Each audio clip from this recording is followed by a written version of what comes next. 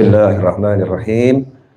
Alhamdulillahirabbil alamin. Allahumma shalli wa sallim ala sayyidina Muhammadin. Miftahi babi rahmatillah adada ma fi ilmillah. Salatan wa salaman daimain bidawami mulkillah wa ala alihi wa sahbihi. Allahumma shalli ala sayyidina Muhammadin. Salatan taftahu biha lana futuhal arifin wa tufaqihuna biha fid din wa ala alihi wa sahbihi. Assalamualaikum warahmatullahi wabarakatuh. Alhamdulillah, sore hari ini kita semua bisa kumpul di rumah, di majelis, di pondok yang penuh barokah ini. Insyaallah yang sakit jadi sehat. Amin. Yang sehat nggak kena penyakit. Amin. Kemudian semuanya selamat dunia sampai surganya Allah Ta'ala. Amin. Allahumma amin. Sore ini saya ambil judul sholawat agar selamat. Ya, sholawat agar selamat. Orang hidup itu kondisinya cuma dua. Nggak ada yang ketiga. Ya, kondisi manusia dalam hidup itu hanya dua. Celaka atau selamat. Celaka atau selamat. Nggak ada kondisi hidup tengah-tengah. Celaka atau selamat. Baik yang dapat nikmat maupun yang dapat musibah. Ada orang dapat nikmat tapi celaka. Ada orang dapat nikmat tapi selamat. Ada orang dapat musibah celaka pula. Ada orang dapat musibah tapi selamat. Nah, gimana caranya tetap selamat apapun kondisinya? Ya, tetap selamat apapun kondisinya. Salah satu cara yang paling mudah untuk dilakukan agar kita selamat kondisinya apapun adalah dengan banyak sholawat pada baginda Muhammad Sallallahu Alaihi Wasallam. Sholawat itu ringan, sholawat itu modalnya nggak butuh uang, ya. Sholawat itu juga nggak butuh koneksi jabatan, sholawat itu nggak butuh teman, ya, nggak butuh teman. Sholawat itu nggak perlu ada suatu tempat khusus, ya. Tidak juga nggak perlu menghadap ke arah yang khusus. Sholawat tidak perlu harus di waktu yang khusus. Waktunya kapanpun, kondisinya apapun, dalam keadaan apapun, sendiri sekalipun, maka sholawat bisa dibaca sebanyak-banyaknya kepada Kanjeng Nabi Muhammad Sallallahu Alaihi Wasallam. Dalam sebuah hadis disebutkan, barang siapa sholawat 1 kali, maka Allah bersolawat kepadanya 10 kali. Siapa solawat pada Nabi SAW 1 kali, Allah bersolawat kepadanya 10 kali. Mungkin kalau orang yang hidupnya bisnis, hitung-hitungan, saya 1 dibalas 10. Nah, ini yang suka buat orang salah. Ya, buat orang salah. Karena 1 yang kita berikan tidak pernah sama dengan 1 yang Allah berikan. 1 yang kita berikan tidak pernah sama dengan 1 yang Allah berikan. Jadi kalau 1 dibalas 10, tapi 10-nya bukan 10 kita. Ya, bukan 10 dari kita, 10 dari Allah Subhanahu wa Ta'ala. Sementara 1 dari Allah Ta'ala itu nggak bisa dihitung. 1 dari Allah Ta'ala nggak bisa ditimbang. 1 dari Allah Ta'ala nggak bisa diukur. Makanya kalau ditaruh di timbangan, pasti itu jadi memberatkan, ya, memberatkan, dan timbangan yang lain akan kalah. Karena yang dari Allah sifatnya unlimited. Dari Allah sifatnya tak terbatas. Ya. Yang dari Allah sifatnya selama-lamanya, abadi. Yang dari Allah sifatnya banyak. Yang dari Allah itu nggak akan berhenti. Tapi kenapa sampai Rasul Muhammad SAW berkata semacam itu? Jawabannya adalah bukan Rasulullah yang bicara, tapi Allah yang berkata. 1 dibalas 10, itu yang berkata Allah kepada Nabi Muhammad SAW lewat malaikat Jibril alaihissalam, sampaikan kepada umatmu, siapa sholawat 1 dibalas 10. Nah, kenapa Allah ngomong seperti itu ya? Kenapa Allah sampai mengatakan 1 dibalas 10? Biar semuanya tahu ya, biar semuanya tahu yang namanya orang masuk surga itu karena rahmat, yang namanya orang hidup enak itu kalau dapat rahmat. Allah obral, rahmatnya murah ya, Allah obral, rahmatnya murah buat orang yang mau sholawat pada manusia yang paling dicintai oleh Allah Subhanahu wa Ta'ala, yaitu baginda Muhammad Sallallahu Alaihi Wasallam. Sehingga 1 sholawat kita dibalas 10 rahmat. Sementara 1 rahmat itu cukup untuk selamat. 1 rahmat itu cukup untuk selamat. Lah kalau 10 rahmat artinya sangat banyak rahmat yang didapat oleh orang yang bersolawat pada Nabi Muhammad Sallallahu Alaihi Wasallam. Saya mau nanya sama ibu-ibu boleh? Ini pemirsa dimanapun antum berada, saya lagi berada di Sampit ini. Ya, di rumah Haji Zakaria. Ini nanti malam ada majelis. Nah sekarang saya majelis khusus dengan orang-orang khusus.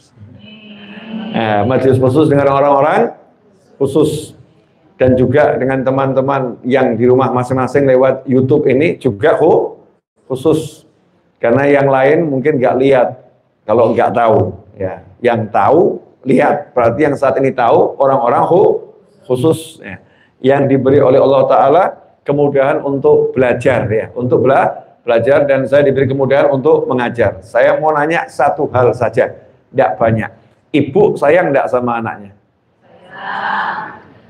Kira-kira rasa sayangmu kepada anakmu itu ukurannya seberapa?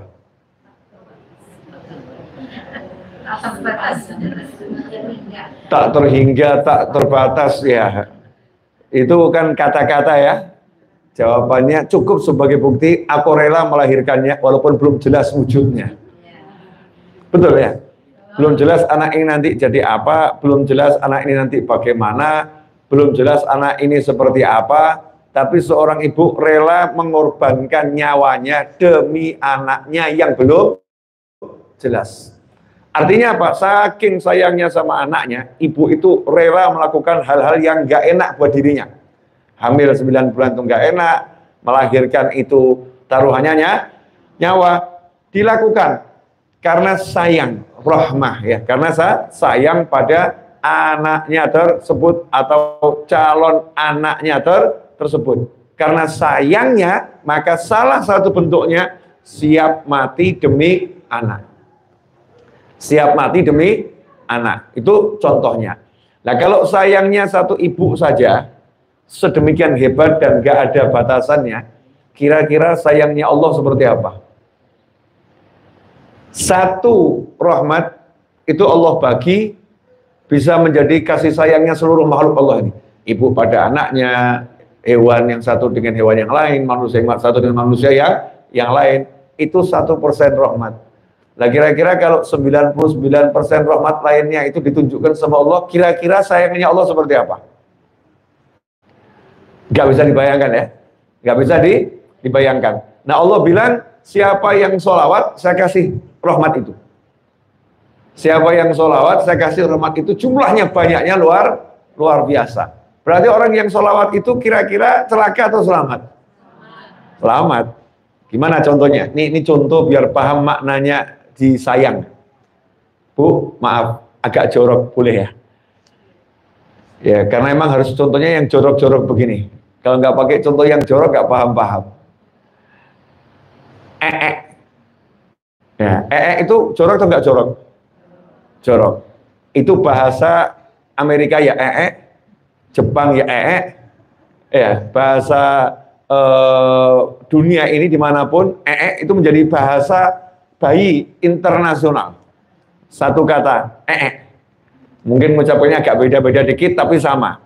Kotoran yang keluar dari dubur ya seorang bayi disebut Kalau besar namanya apa? Beda lagi. Kalau udah dewasa nggak ngomong begitu ya. Ini untuk bayi. Mohon maaf.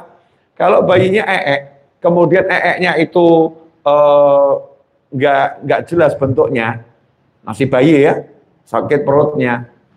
Ibu membersihkannya itu dengan marah atau dengan cinta? Bersihkan pantatnya bayi itu loh ya. Yang kotor semacam itu, bersihkannya dengan marah atau dengan cinta? Dengan cinta. Bahkan kadang sama nyanyi ya.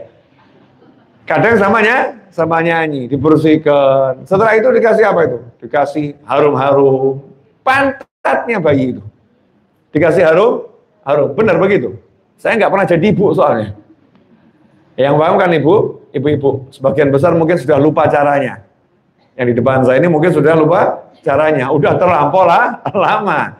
Tapi mungkin pemirsa di rumah kan masih ada yang calon ibu muda ya. Atau mungkin baru punya anak. Pantat itu dikasih apa tuh? Minyak telon ya. Bahkan mohon maaf, setelah itu pantatnya yang tadi itu dicium sama ibunya. Betul tak betul? Betul tak betul? Kenapa itu? Karena saya. Contoh lagi. Ini jorok, tidak enak. Tapi buat contoh biar paham. Kalau bayi tersumbat hidungnya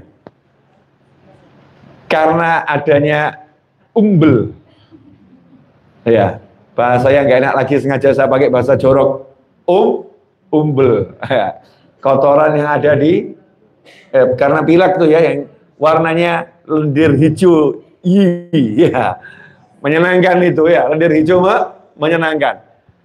Mohon maaf, para suami biasanya mau enggak suruh nyedot? Jarang. Ya, yang biasanya nyedot siapa? Kalau ibu pakai mikir nggak?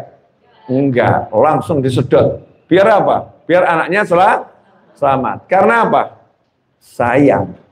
Lihat nggak itu kotoran? Enggak. Yang dilihat gimana anakku selamat, gimana anakku senang. Karena sayang. Nah, kalau sayangnya ibu sama anaknya semacam itu, sayangnya Allah kira-kira seperti apa? Nah, orang yang sudah dirahmati Allah, sekotor apapun Allah akan bersihkan dia. Orang yang sudah dirahmati Allah, ya, sejelek apapun Allah akan jadikan dia bagus.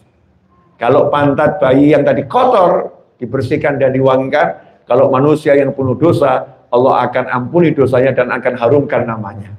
Itu kalau disayang, dirahmati oleh Allah Subhanahu wa ta'ala. Dan ternyata caranya mudah. Cukup baca sholawat. Ya tentunya kalau sholat udah pasti, nggak usah diomongkan ya. Sholat 5 waktu, birrul walidain itu hal-hal yang pasti. Tapi dengan baca sholawat, langsung kita dapat rahmat yang banyaknya luar biasa. Nah, kapan kita baca sholawat? Sederhana. Waktu mau duduk. Ini banyak orang lupa. Mau duduk, seringnya inget handphonenya. Lupa sholawatnya. Lupa sholawatnya. Ketika duduk, ingat handphonenya lagi. Lihat statusnya orang, ya, lihat grup, WA grup, dan lain sebagainya. Lupa sama Rasulnya, yaitu Nabi Muhammad Sallallahu Alaihi Wasallam. Makanya kalau kita duduk, diingatkan kalau kamu duduk, baca sholawat. Bismillah, kemudian sholawat. Ya, Bismillah, kemudian sholawat. Nanti waktu bangun sama bismillah kemudian sholawat. Tambah doa kafaratul majlis. Subhanakallahumma bihamdika asyhadu an la ilaha illa anta astaghfiruka wa atubu ilaik. Kalau kita lakukan itu, maka dikatakan siapa yang duduk di suatu tempat kemudian dia meninggalkan tempat itu tanpa berzikir kepada Allah dan tanpa bersolawat kepadaku Nabi Muhammad SAW, maka dia bangun meninggalkan tempat duduknya, aromanya lebih busuk daripada bangkai. Aromanya lebih busuk daripada bangkai. Kalau dia duduk enggak sholawat, duduk enggak berzikir. Berarti Berarti kalau duduk berzikir, duduk sholawat, bangun aromanya bagaimana? Harum seharum-harumnya. Karena itu dikatakan dengan sholawat, seseorang itu akan menjadi harum. Kalau sekali sholawat menghapuskan aroma bangkai, sekali sholawat menghapuskan aroma bangkai. Kira-kira kalau banyak sholawat seperti apa? Bu, nanya lagi boleh? Boleh? Yakin? Pernah punya masalah sama tikus enggak? Tikus. Pernah enggak punya masalah sama tikus? Pernah ya? Nah, bayangkan kalau ada tikus udah mati sekian hari di satu ruangan di rumah kita. Baunya gimana? Baunya busuk, bangkainya luar biasa menyengat. Betul? Kemudian bangkainya enggak ketemu. Terus ibu memerintahkan salah satu karyawan, tolong bantu harumkan ruangan ini. Karyawannya pusing nggak? Bantu harumkan ruangan ini. Karyawannya pusing nggak? Pusing. Pergi ke toko yang ada, cari pengharum ruangan. Kira-kira butuh berapa botol? Satu botol dihabiskan. Habis. Sesaat harum, sesaat. Tapi berapa saat kemudian bangkai itu nggak hilang aromanya, tetap aromanya menyengat. Berbotol-botol habis, aroma bangkainya nggak akan hilang sebelum bangkainya ditemukan dan bangkainya disingkirkan. Betul begitu? Bayangkan kalau yang jadi bangkai itu kita sendiri gimana? Jadi kalau orang itu duduk, kemudian dia bangun, gak bersolawat, gak berzikir, gak solawat, kata Nabi Muhammad SAW, dia bangun dengan aroma yang lebih busuk, lebih anten min jifah, lebih busuk daripada bangkai. Berarti dia kemana-mana jalan jadi bangkai. Kemana-mana jalan jadi bangkai. Dampaknya apa? Ini yang mungkin orang nggak perhatian. Dampaknya apa? Siapa mau duduk di samping bangkai? Kecuali bangkai. Sesama bangkai akan duduk bersama bangkai. Siapa yang mau duduk dengan seseorang yang aromanya busuk? Ya hanya orang yang aromanya udah terlampau busuk, dia akan tidak terganggu kalau duduk dengan orang yang aromanya busuk.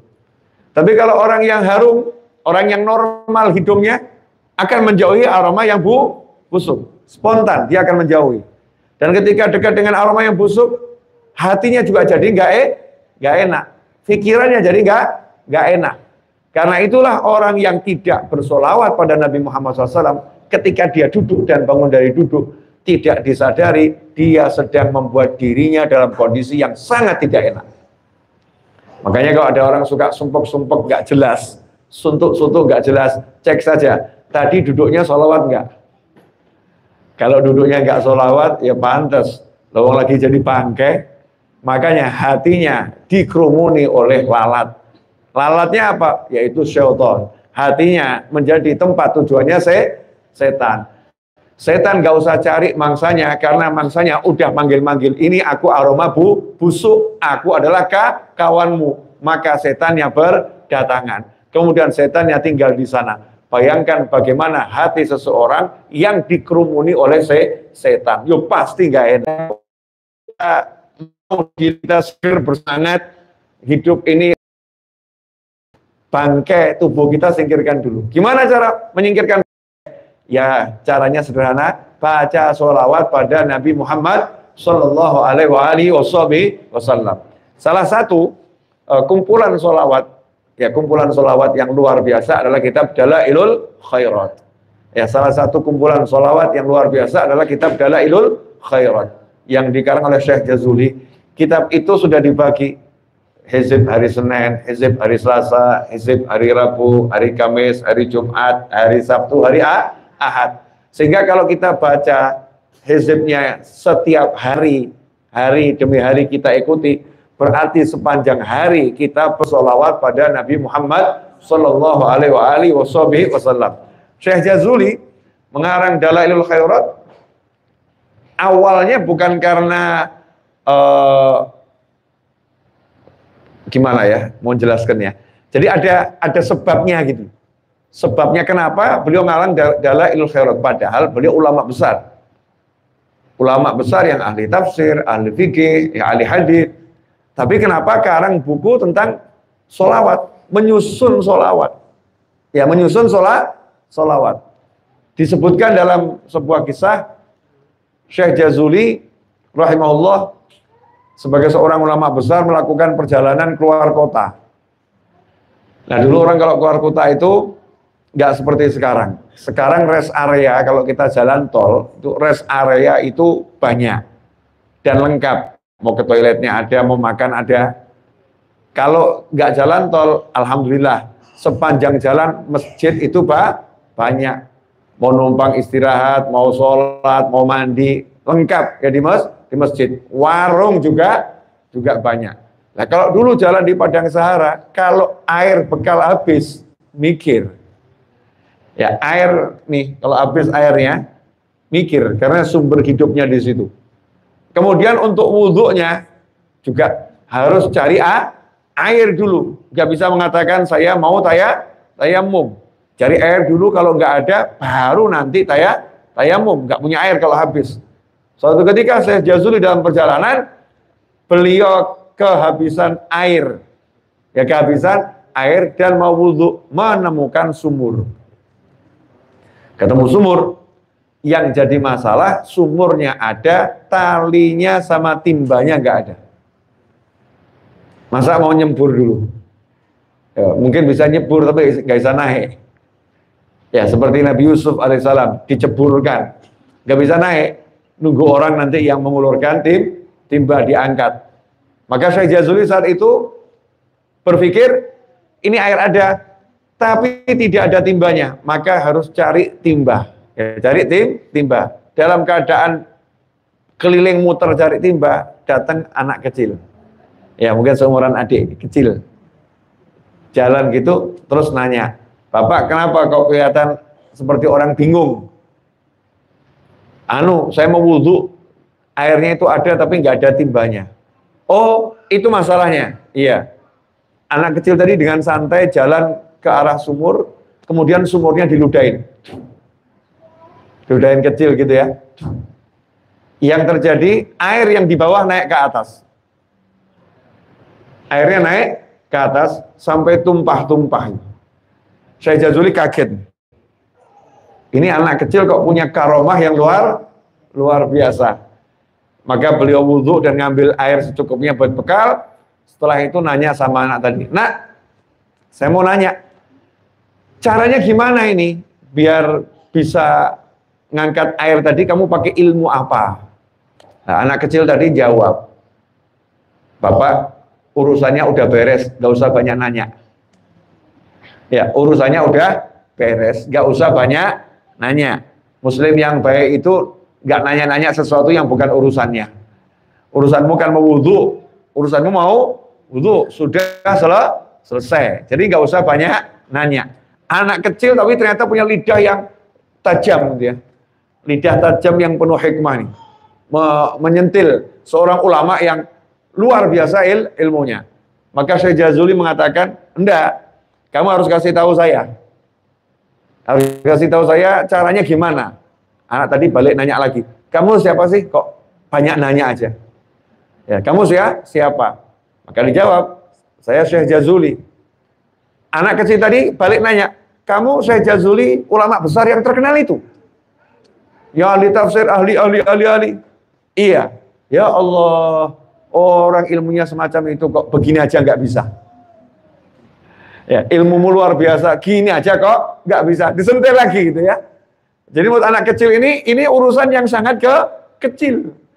Ya, bukan urusan besar. Mengangkat air dari dasar sumur hanya dengan meludahi, itu hal yang sangat kecil. Remeh-temeh. Sementara buat kita ini sesuatu yang luar biasa. Maka anak kecil tadi jawab, saya tidak pernah meninggalkan sholawat. Jalan kemanapun langkah kaki saya bersholawat pada Nabi Muhammad SAW. Kalau saya duduk, saya bangun, saya rebahan, selalu saya sholawat pada Nabi Muhammad sallallahu alaihi wasallam. Nah, tadi saya minta sama Allah, ya Allah, berkat lidah yang bersalawat ini, tolong jadikan ludah ini berkah, angkatlah airnya ke atas. Subhanallah, airnya langsung naik ke atas. Syekh Jazuli kemudian berkata, bersumpah sejak hari itu, ya pulang ke rumah mau nulis buku tentang sholawat. Ditulislah Dalailul Khairat. Itu muasal kenapa ditulis Dalailul Khairat. Karena itu, kalau kita pengen lidahnya bertuah dan barokah, ya itu, baca Dalailul Khairat dan baca sholawat yang ringan yang bisa diamalkan sewaktu-waktu. Nah, anehnya, kita ini kalau ngobrol sama teman berjam-jam lidahnya kuat. Betul ya? Tapi kalau sholawat kasih tasbih muter sekali aja kok nggak selesai-selesai ini. Kok nggak selesai. Tapi kalau duduk sama teman ya ngobrol kuat. Kadang-kadang anak-anak muda zaman sekarang diajak baca sholawat munjiah atau sholawat nariyah. Ayo yang punya hajat baca munjiah 1000 kali. Atau baca nariyah 4444 kali. Nyerah, jawabannya banyak banget. Kapan selesainya? Tapi kalau duduk berjam-jam, nggak ngomong sama temannya, kapan selesainya? Bahkan ketika temannya mau pulang, lu kok cepet betul? Kok mau pulang sekarang? Udah 4 jam. Dibilang cepet betul. Padahal kalau itu duduk baca sholawat bareng-bareng, selesai itu munjiah. Selesai itu nariyah. Dan selesai hajatnya. Hajatnya selesai. Dengan tawassul berkahnya sholawat, maka urusannya menjadi mudah dan selamat. Ya, tergantung kita. Kita ini maunya bagaimana? Mau hidupnya susah atau hidupnya mudah? Mau hidupnya celaka atau hidupnya selamat? Sudah dijelaskan sama Allah, sudah dijelaskan oleh Nabi Muhammad SAW, sudah dijelaskan oleh sahabat, sudah dijelaskan sama ulama, sudah dijelaskan oleh para wali, tinggal jalani. Ya tinggal jalani. Tapi setan itu ada. Ya setan itu nyata. Setan akan membisikkan, masa dengan sholawat saja urusan bisa beres. Masa dengan sholawat kamu bisa jadi selamat. Masa itu semua bisikan setan. Alladzi yuwaswisu fi sudurin nasi minal jinnati wan nas. Alhamdulillah. Enggak terasa saya udah bicara 27 menit. Ya, sudah 27 menit dan sekarang ini jamnya nggak tahu saya. Yang ini bener nggak ini jam ini? Setahu saya ini 5:30 kalau nggak salah ya. Betul ya, jam 5:30. Kurang atau lebih dikit, wallahu a'lam. Nah, sekarang saya mau nanya lagi sama ibu, boleh Bu? Pernah nggak ngajari anaknya sholawat? Maksudnya ngajarin itu begini, ibu kalau anaknya makan diajari nggak? Diajari ya, mulai dari disuapin sampai bisa makan sendiri, betul? Tapi tetap kalau pagi kan ibu ngomong, udah sarapan belum? Ayo sarapan. Ayo sarapan dulu baru berangkat sekolah, ayo sarapan dulu. Ayo makan dulu. Biasanya ibu-ibu kan semacam itu. Pulang dari sekolah, ayo makan dulu. Malam, ayo makan dulu. Kalau anaknya sedikit makan, dimarah sama ibunya. Makan cuman sedikit, gak dihabiskan, ayo makan. Jadi ibu ini paling suka maksa anaknya makan. Ya, paling suka maksa anaknya makan. Pertanyaan saya, kalau pagi udah begitu belum sama anaknya? Ayo sholawat dulu. Ayo sholawat dulu. Jangan lupa sholawatnya, ayo baca sholawat. Ayo sholawat. Padahal dikatakan siapa sholawat pagi 10 kali, sore 10 kali, maka dia dijamin dapat syafaat. Murah tuh ya, 10 pagi, 10 sore, pasti dapat syafaat. Tapi udah belum kita ngomong gitu sama anak kita? Ayo, sholawat pagi. Ayo, udah belum dibaca 10. Ayo, sholawat sore. Udah belum dibaca 10. Saya, insya Allah nggak pernah berhenti ngomong gitu ke anak saya. Ayo, sholawat paginya. Ayo, sholawat sorenya. Jangan lupa, ayo. Udah. Kadang-kadang belum dibaca. Ayo, sekarang dibaca. Qadha ini ya. Yang tadi pagi kamu lupakan, ayo qadha. Baca sorenya. Jangan sampai ditinggalkan. Itu namanya ngajarin anak baca sholawat. Jadi ngajarin anak baca sholawat itu bukan ngomong, nak sholawat itu begini, fadilahnya ini. Ya baca ya nak. Itu bukan ngajarin, tapi ngasih informasi.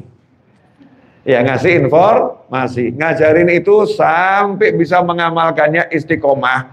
Ya baru itu namanya ngajarin benar. Kalau udah istiqomah kemudian dilepas, nanti anaknya lanjutkan ngajarkan pada cucu kita, cucunya nanti sama, terus anaknya ila yaumil kiamah. Sehingga dengan ngajarin anak sholawat pagi 10, sore 10, kita selaku orang tua nggak sadar ternyata kalau anak kita terus nyambung ila yaumil kiamah, maka sholawat kita bukan 10 hitungannya, tapi ila yaumil kiamah. Sholawat tanpa henti sampai hari kiamat.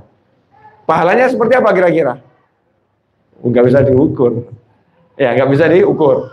Inna akrabakum minni manzilatan yaumil qiyamah aktsarukum alayya sholatan atau kama qala sallallahu.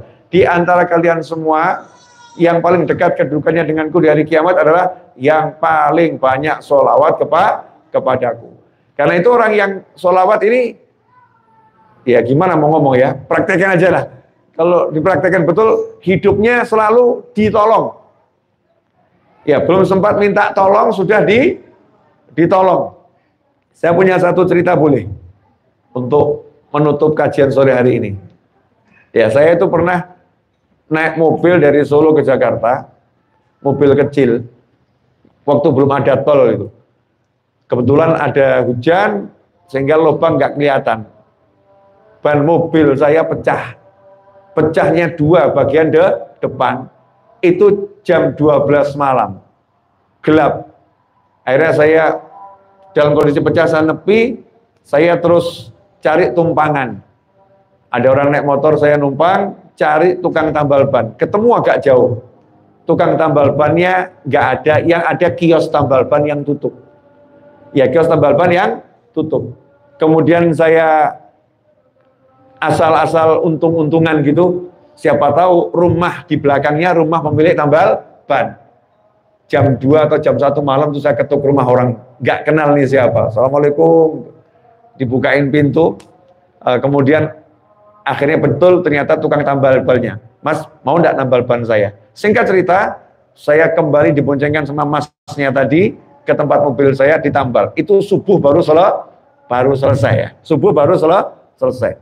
Dan itu yang menyelamatkan apa? Yang menyelamatkan karena saya baca sholawat. Ban pecah 2 di depan dan mobilnya nggak jalan pelan. Itu kondisinya bahaya.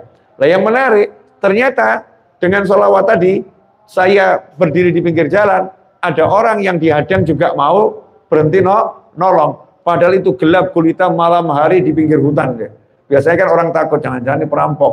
Jangan-jangan ya wajah saya kan ya nggak jelas gini ya. Aja nggak jelas, orang mungkin takut pakai kopiah putih, jangan-jangan hantu gitu kan ya. Ini malam-malam, wah ini jangan-jangan ini makhluk Allah yang lain nih. Ini penampakan mungkin. Tapi Allah mudahkan. Kemudian ngetuk rumahnya orang, ya orangnya mau bangun. Dan kebetulan ya kok ya pas orangnya betul. Akhirnya mobilnya bisa jalan lagi. Ini berkat sholawat. Pernah juga saya naik motor. Sebelum naik motor digerakkan sama hati banyak sholawat. Saya banyak sholawat. Alhamdulillah kecelakaan saat itu. Ya kecelakaan. Itu saya loncat dari motor dan helmnya hilang sejak saya kelas 3 SMA. Sampai sekarang belum ketemu. Loncat, helmnya ikut loncat itu ya. Hilang sampai sekarang belum ketemu. Tapi alhamdulillah terjun kepala dulu kena aspal. Akhirnya saya pinter seperti sekarang. Alhamdulillah. Selamat gitu loh ya. Selamat. Motornya nggak kenapa-kenapa, orangnya nggak kenapa. Betul kena musibah, tapi selamat. Karena sebelumnya baca sholawat. Jadi sholawat ini menyelamatkan dimanapun berada. Nah, masalahnya, mau nggak kita ngamalkan? Nah, salah satu yang saya anjurkan adalah istiqomah baca dalailul khairat. Nah, pemirsa, antum semua sampai di sini ngikutinya. Saya mau lanjutkan sama ibu-ibu offline ya, nggak online. Terima kasih.